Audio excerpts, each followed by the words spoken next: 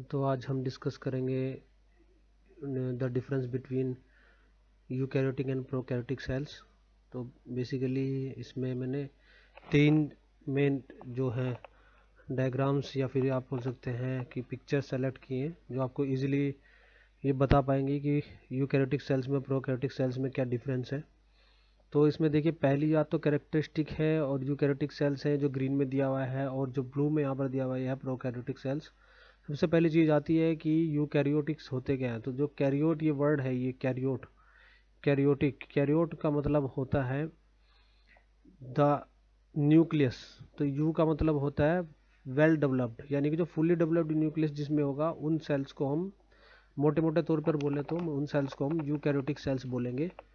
और जो जिनका प्रोकैरियोटिक सेल्स यानी कि जिनका जो न्यूक्लियस है वो अंडर डेवलप्ड या फिर नॉन डेवलप्ड है, हम उसको बोलते हैं प्रोकैरियोटिक सेल्स। ओके, उसके बाद डेफिनेशन अगर हम देखें तो ये होता है कि कोई any cells that contains a clearly defined nucleus and membrane bound organelles. जो हमने पहले डिस्कस किया कि यूकैरियोट की जो डेफिनेशन है उसका मतलब ही यही बनता है कि कोई भी सेल जिसमें न्यूक्लियस क्लियरली डिफाइंड हो और मेम्ब्रेन बाउंड ऑर्गेनेल्स हो। ऑर्गेनेल्स जो आपके जितने भी सेल के अंदर अलग अलग टाइप के उसके पार्ट्स हो गए, जैसे कि माइटोकॉन्ड्रिया हो गया, राइबोसोम्स हो गए, एंडोप्लाज्मिक रेटिकुलम हो गया, न्यूक्लियस हो गया, ये सब चीज़ें जो है उनको ऑर्गेनेल्स बोलते हैं। और उसके बाद प्रोकैरियोटिक सेल्स आते हैं, जैसे any unicellular organism that does not contain a membrane bound nucleus और ऑर्गेनेल, यानी कि ये यूकैरियोट के जस्ट अपोजिट होते हैं। इसके एग्जांपल हम देखेंगे तो एनिमल, प्लांट, फंगी और प्रोटिस्टा की जो सेल्स होती हैं, प्रोटिस्ट बोलते हैं आपके जो खास करके प्रोटोजोआज होते हैं किसी के अंडर आते हैं, जैसे अमीबा हो गया, पैरामीशियम हो गया, ये सब सब जो है ये सब यूकैरियोटिक सेल्स हैं। और बैक्टीरिया और एर्किया जो होते हैं ये आपके प्रोकैरियोटिक सेल्स में आता है। इसके बाद न्यूक्लियस होता है, इसमें न्यूक्लियस तो क्या है, तो ऑब्वियसली जो यूकैरियोटिक सेल्स हैं क्योंकि उनका नाम ही यूकैरियोटिक सेल्स है तो उसमें न्यूक्लियस प्रेजेंट होता है और मेम्ब्रेन बाउंड होता है, यानी कि उसमें चारों तरफ मेम्ब्रेन की एक स्ट्रक्चर होती है। प्रोकैरियोटिक सेल्स में वो एब्सेंट होता है और न्यूक्लियोइड रीजन होता है एक लेकिन बीच में, लेकिन उस पर आपको मेम्ब्रेन नहीं दिखाई देगी। सेल साइज जो होता है बड़ा होता है, जैसे 10 to 100 माइक्रोमीटर्स, जबकि जो प्रोकैरियोटिक सेल्स हैं उनका स्मॉलर होता है, जैसे 1 माइक्रोमीटर से भी कम या फिर 5 माइक्रोमीटर से नीचे। तो आप ये देखेंगे कि यूजुअली प्रोकैरियोटिक सेल्स जो है वो यूकैरियोटिक सेल्स के ऊपर इन्फेक्शन कर सकती है। तो इसलिए बैक्टीरिया जो होते हैं वो काफ़ी छोटे होते हैं नॉर्मल यूकैरियोटिक सेल से, जिस वजह से वो इजीली इन्फेक्ट कर देते हैं। फिर आता है आपका डीएनए रेप्लिकेशन जो है, इसमें इसका जो डीएनए रेप्लिकेशन है यानी कि इसको रेप्लिकेट करते हैं, डीएनए से एक डीएनए की कॉपी बनाई जाती है, उसको रेप्लिकेट करना ज़्यादा हाईली रेगुलेटेड होता है, यानी कि उसको बहुत अच्छी तरीके से रेगुलेट किया जाता है जिससे कि नई जो कॉम्प्लेक्स सेल्स बने वो प्रॉपरली बन जाए। ठीक है, तो उसकी वजह से उनका ओरिजिन भी सेलेक्टिव होता है और उनका सीक्वेंस भी सेलेक्टिव होता है। तो जैसे कि एग्जांपल के लिए हम कह रहे हैं कि कोई मान लीजिए 1000 बेस पेयर का एक डीएनए है, तो पूरा का पूरा डीएनए को हम एक साथ रेप्लिकेट नहीं करेंगे, यानी इसकी कॉपी नहीं बनाएंगे। यूकैरियोटिक सेल्स में क्या होता है कि एक पर्टिकुलर रीजन को और उसके ओरिजिन को सेलेक्ट करके ही उसको रेप्लिकेट किया जाता है। मान लीजिए 1000 का है तो 1000 की पेयर की नहीं बनाएंगे, उसमें से जैसे मान लीजिए एग्जांपल के लिए हमें एक हार्मोन बनाना है, तो किन्हीं जो बेस पेयर है नंबर 8 से नंबर 11 तक जो था वो हार्मोन बनता है, तो सिर्फ 8 से 11 जो सीक्वेंस है उसको ही रेप्लिकेट किया जाएगा, बाकी को नहीं। लेकिन प्रोकैरियोटिक सेल्स में ऐसा नहीं होता है, तो इसमें पूरा का पूरा जीनोम, जितना भी जीनोम है, मान लीजिए 100 बेस पेयर का है या 1000 बेस पेयर का है या 10,000 बेस पेयर्स का है, वो पूरा का पूरा जीनोम ही रेप्लिकेट हो जाता है। उसके बाद ऑर्गेनिज्म का टाइप क्या है, ये मल्टी सेलुलर्स होते हैं यूजुअली, और जो प्रोकैरियोटिक सेल्स हैं ये यूनिसेलुलर होते हैं। इसमें अगर हम कहें कि यूजुअली मल्टी सेलुलर यानी कि मल्टी सेलुलर मैक्सिमम टाइम मिलते हैं, लेकिन कभी कभी यूनिसेलुलर भी होते हैं, जैसे एग्जांपल के लिए अमीबा, प्रोटिस्ट जो है आपके ये। क्रोमोसोम्स जो होते हैं एक से ज़्यादा मिलेगा हमेशा, यानी कि कॉपी मिलेगा जो दो मिलेंगे, पेयर्स में मिलेंगे 2, 4, 8 ऐसे। लेकिन जो क्रोमोसोम प्रोकैरियोटिक्स में होते हैं वो एक सिंगल लूप होता है डीएनए या प्लाज्मिड का। उसके बाद राइजोम्स होते हैं, राइबोसोम्स इसके बड़े होते हैं, लार्ज होते हैं, तो एटीएस टाइप के जैसे यूजुअली। और प्रोकैरियोटिक सेल्स में होते हैं, उनमें स्मॉलर होते हैं, 70s टाइप। उसके बाद ग्रोथ रेट और जनरेशन टाइम जो होती है यूकैरियोटिक सेल्स की स्लो होती है और प्रोकैरियोटिक्स की बड़ी फास्ट होती है। जैसे आपको एग्जांपल देखने को मिल जाएगा इजीली।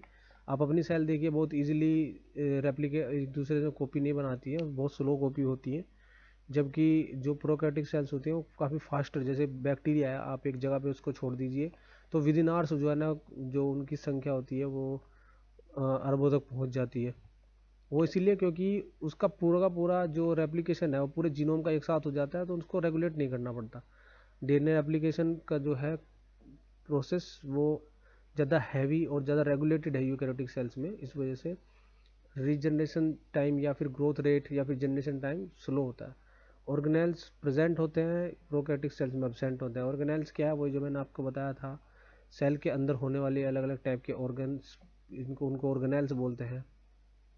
ऑर्गेनेल्स जैसे कि आपके mitochondria, Golgi apparatus, endoplasmic reticulum, ribosome, lysosomes, ये सब। तो उसके बाद सेल वॉल जो होती है ये सिंपल होती है, लेकिन प्लांट और फंगी में मिलती है सिर्फ, जो कि प्लांटी किंगडम के हैं, ना कि एनिमल्स में प्लाज्मा मेम्ब्रेन मिलेगी आपको, सेल वॉल नहीं मिलेगी। और प्रोकैरियोट्स में जो होती है ये कॉम्प्लेक्स होती है और सभी प्रोकैरियोट्स में मिलेगी। जैसे कि सेल वॉल आपकी जो प्रोटियोग्लाइकन्स होते हैं उसमें मिलता है, आपके प्रोकैरियोट्स में जो बैक्टीरिया होते हैं उनकी सेल वॉल पे मिलेंगे, जिसकी वजह से इनकी पहचान होती है कि ये ग्राम नेगेटिव है कि ग्राम पॉजिटिव है। उसके बाद प्लाज्मा मेम्ब्रेन है आपका। प्लाज्मा मेम्ब्रेन में इसमें यूकैरियोट्स में प्रेजेंट होगी और प्रोकैरियोट्स में एब्सेंट होगी, प्रेजेंट होगी इसमें भी। और साइटोप्लाज्म यानी कि जो लिक्विड जो सेल के अंदर भरा रहता है वो दोनों में प्रेजेंट होता है ऑब्वियसली।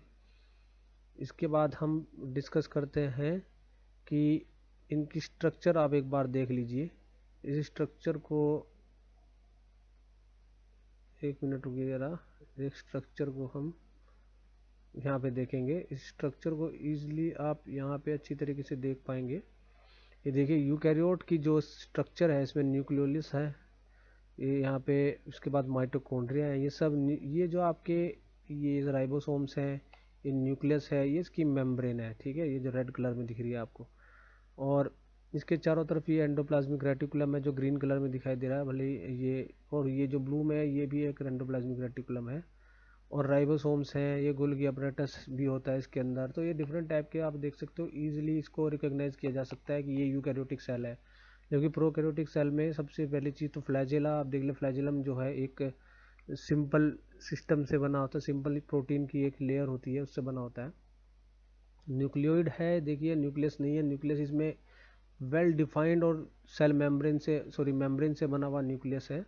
इसमें ऐसा नहीं, इसमें न्यूक्लियोइड है, ये बिखरा हुआ है और अनऑर्गेनाइज्ड है।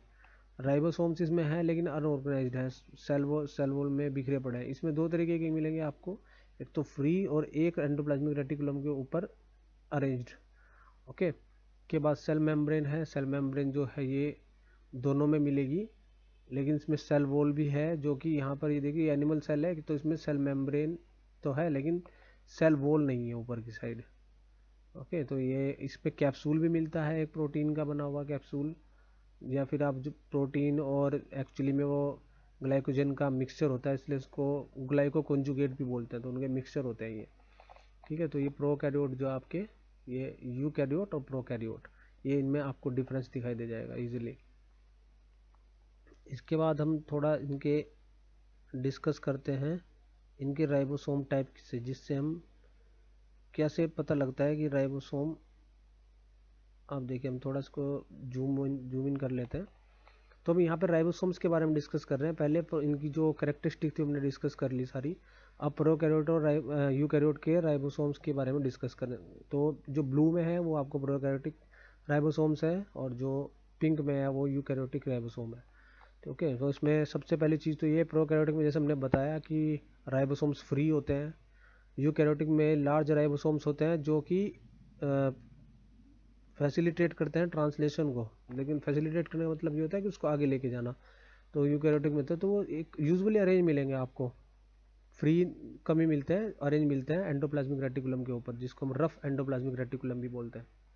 उसके बाद बैक्टीरिया और आर्किया में पाया जाता है प्रोकैरियोटिक राइबोसोम्स। और ये एनिमल में, प्लांट में, यानी कि जो भी यूकैरियोटिक एनिमल्स या फिर यूकैरियोटिक जो ओरिजिन के एनिमल्स या फिर प्लांट्स या फिर फंगी है उनके अंदर मिलेगा आपको।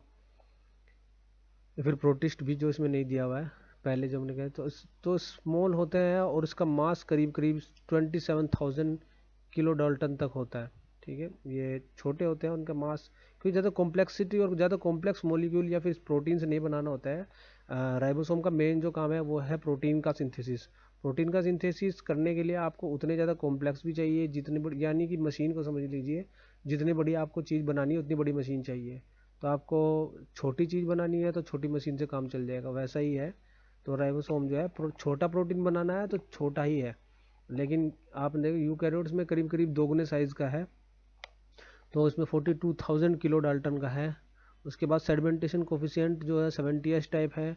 इसमें सेडिमेंटेशन कोफिशिएंट जो है ये 80s टाइप का है। जो ये पर एस लिखा हुआ है इसका मतलब ये सेडिमेंटेशन कोफिशिएंट होता है, लेकिन इसको निकालते कैसे, इसको स्वेडबर्ग यूनिट भी बोलते हैं एक्चुअली में। इसकी जो सब यूनिट में इनको तोड़ा जाता है उसको बोलते हैं Svedberg units, SVEDBERG, Svedberg unit. एक साइंटिस्ट था जिसने सबसे पहले इनको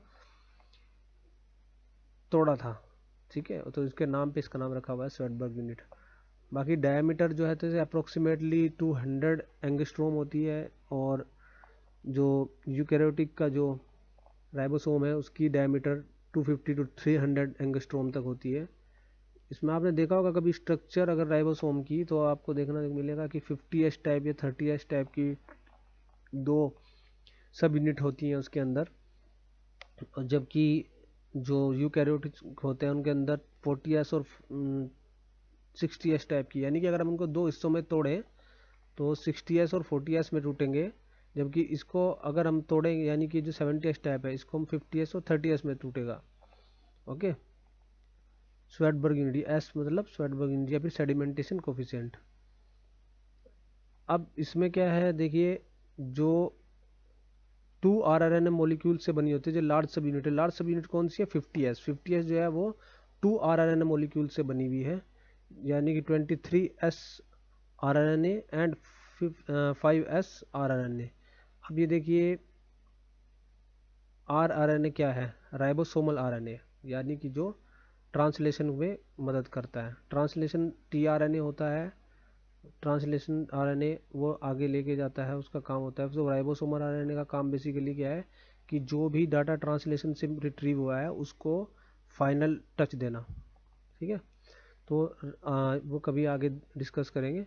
लार्ज सब यूनिट जो होती हैं इसकी, यानी कि 60s टाइप जो है ये 3 RNA मॉलिक्यूल से बनी हुई है। इसमें 2 से बनी होती थी, इसमें 3 से बनी हुई है, यानी कि 28 टाइप, 5.3s टाइप और 5s टाइप। ओके, उसके बाद हमारा 60% RNA से बना है और 40% राइबोसोमल प्रोटीन से बना है। फिर इसमें जो है ये 40% RNA से बना है और 60% राइबोसोमल प्रोटीन से बना है। देखिए जस्ट अपोजिट है एक दूसरे के, अगर आप ध्यान से देखेंगे तो राइबोसोमल प्रोटीन से का काम क्या है, प्रोटीन सिंथेसिस ही है उसका काम। अब ये है कि ये साइटोप्लाज्म में फ्रीली घूमते रहते हैं, जैसे हमने पहले डिस्कस किया था। और ये जो है ये सरफेस की, न्यूक्लियस की सरफेस पे मिलेंगे आपको, जैसे हमने पिछले डायग्राम में देखा था, या फिर एंडोप्लाज्मिक रेटिकुलम पे मिलेंगे आपको। हम यहाँ पे एक बार दिखा देते हैं, ये देखिए यहाँ पे बाहर देखिए इस पे चिपके हुए हैं, यहाँ पे ये जो ग्रीन से कलर के हैं ये चिपके हुए हैं, ये न्यूक्लियस की लेयर के बाहर। ये भी एक एंडोप्लाज्मिक रेटिकुलम पे, इस पे अरेंज्ड मिलेंगे या फिर बाहर फ्री कम मिलते हैं, और यूजुअली आपको अरेंज मिलेंगे किसी न किसी चीज़ के ऊपर, और नॉर्मली एंडोप्लाज्मिक रेटिकुलम के ऊपर। जिस एंडोप्लाज्मिक रेटिकुलम पे आपको राइबोसोम नहीं मिलेगा उसको बोलेंगे स्मूथ एंडोप्लाज्मिक रेटिकुलम, जिस पे मिलेगा उसको बोलेंगे रफ एंडोप्लाज्मिक रेटिकुलम। ओके, तो ये इसका एक ओवरव्यू है यूकैरियोटिक प्रोकैरियोटिक सेल्स के बीच में डिफरेंशिएशन करने का। आप इसको ईजिली समझ सकते हैं। डायग्राम को मैं आपको एक बार फिर से शुरुआत से दिखा देता हूँ। देखिए यहाँ पे आप जिससे इसको ईजिली नोट कर पाए, ये मैं आपको धीरे धीरे करके दिखा देता हूँ। इसमें डेफिनेशन है, एग्जांपल्स हैं, न्यूक्लियस है, सेल साइज है, फिर रेप्लिकेशन है, ऑर्गेनिज्म का टाइप है, क्रोमोसोम है, राइबोसोम है, ग्रोथ रेट और जनरेशन टाइम है, ऑर्गेनेल्स है, हेरिडिटरी इंफॉर्मेशन को एबिलिटी स्टोर करने की है या नहीं है, cell wall, plasma membrane, cytoplasm वगैरह। तो अब इसके बाद हमारे पास ये आता है, ये तो हमने पहले से ही जो है काफ़ी डिटेल में आराम से देखा है। उसके बाद ये आपकी डायग्राम, तो ये डायग्राम बनाने ज़रूरी है जहाँ कहीं भी आए, और आप ये टेबल बना सकते हैं 2, इससे आपका मोर देन अनफ हो जाता है to understand about the eukaryotic and prokaryotic cells. Okay, thank you very much. आपको कुछ भी समझना है तो आप कॉल पे या वैसे मैसेजेस या फिर कमेंट के थ्रू पहुंच सकते हैं। ओके, नेक्स्ट लेक्चर मिलते हैं फिर। और ज़रूर क्वेश्चन जो मैं यहाँ पे पोस्ट करूँगा वो क्वेश्चन प्लीज़ उस क्वेश्चन को करिए, और उसी क्वेश्चन से आपकी अटेंडेंस लगेगी, इससे मुझे पता लगेगा कि किसने टर्न इन किया है और मुझे उसको एक्चुअली में उसने लेक्चर सुना भी है या नहीं। Okay, thank you.